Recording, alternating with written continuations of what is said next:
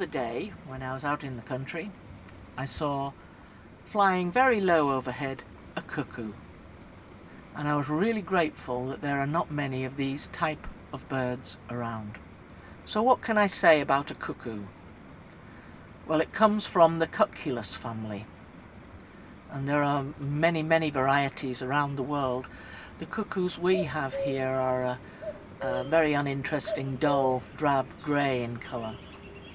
They're particularly known within the ornithological world as being brood parasites. And what a great word parasite is. A parasitical existence, thriving off others, one who eats from another's table, like a tick. So a cuckoo is exactly this type of bird. It is a parasite. It lays its eggs in another's nest.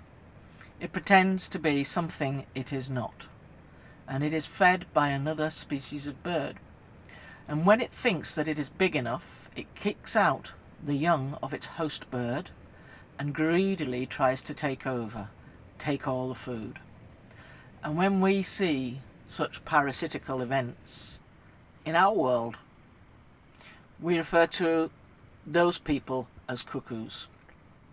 So a cuckoo mistakes kindness for weakness. Imagine a mother nurturing and feeding its young that have been displaced by the cuckoo, and there sitting in their place is this big greedy bird with its mouth open, taking.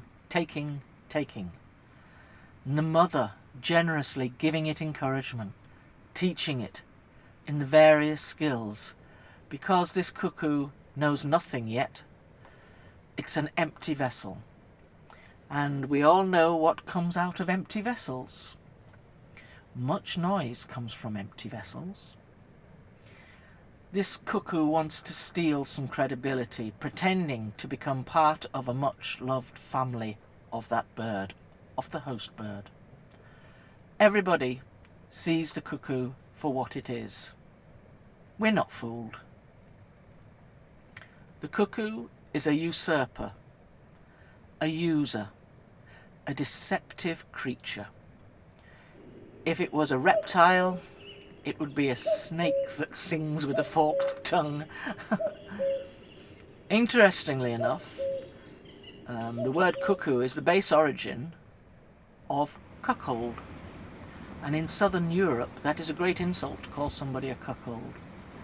And their words for it in sort of Sicily, southern Italy, is the same as wearing the horns, which is quite demonic in reference.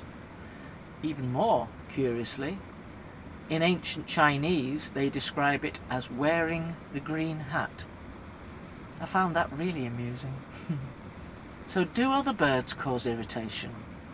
Well, I guess the magpie, that just continues to peck and peck away at other birds, and eventually they retaliate, especially if they're weak, they will retaliate.